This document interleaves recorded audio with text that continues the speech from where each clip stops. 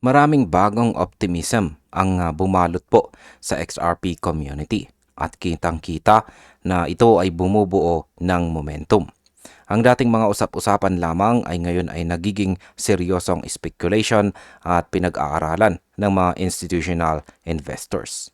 Ang timing ay napaka-critical at parehong ang retail at ang malalaking pondo ay nakatutok sa bawat galaw ng XRP. Ang ganito pong sentiment ay madalas na nagdudulot ng pagtaas sa trading volume at posibleng pump sa presyo, lalo na kung susundan ito ng institutional participation. Kaya yan po ang siyang ating pag-uusapan sa video na ito at simulan po natin ito kaagad sa ating unang katanungan kung ano po ba ang sinasabi ng mga analyst at saka institutions. Ayan.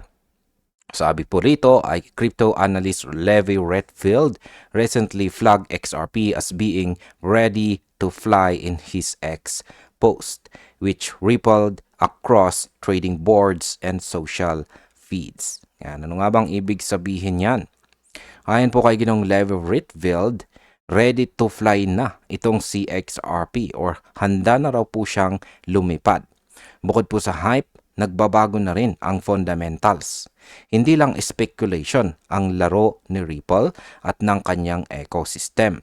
Halimbawa, ang stablecoin na RLUSD ay lumampas na po sa $1 billion circulation at may bagong pilot program kasama po ang Mastercard, Webbank at saka Gemini para sa on-chain settlement gamit po ang XRP Ledger.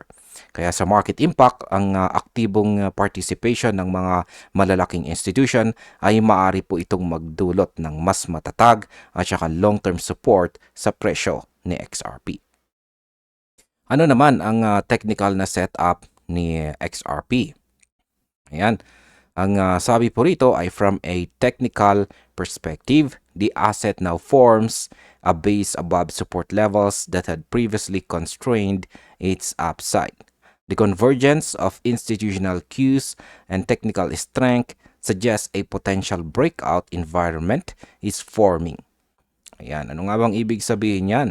Sa technical side daw, bumuo si XRP ng base or foundation sa ibabaw ng support levels na dati pumipigil sa pag-akyat ng kanyang presyo.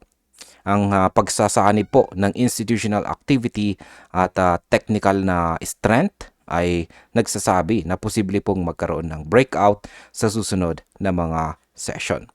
Kaya market impact po dito ay kung masustain po ang momentum na ito, may potential po na makita natin ang malakas na short-term gains sa presyo. Ano naman ang mga dapat nating tandaan bilang mga investors?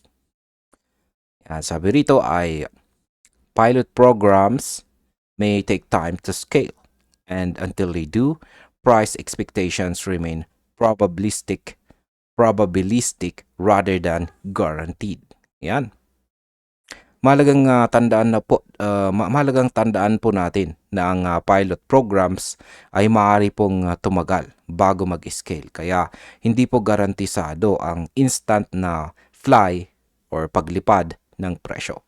Kaya para po sa atin bilang mga traders at investors, ang disiplina, timing at saka tamang risk management ang siyang pinakamahalaga. Kaya wag po tayo mag-all-in at laging kung tayo nagtitrade ay laging dapat may stop loss tayo or hedge strategies. Ayan.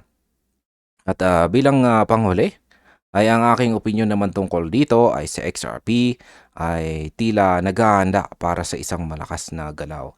Ngunit hindi po ito automatic. Ang kombinasyon ng institutional cues, technical na setup at positive sentiment ay nagbibigay po ng magandang pagkakataon, pero ang tamang timing at disiplina ang siyang susi para sa sino mang gustong sumali sa rally na ito. At hanggang dito na lamang po tayo sa video na ito mga ka-crypto. Maraming salamat sa panonood.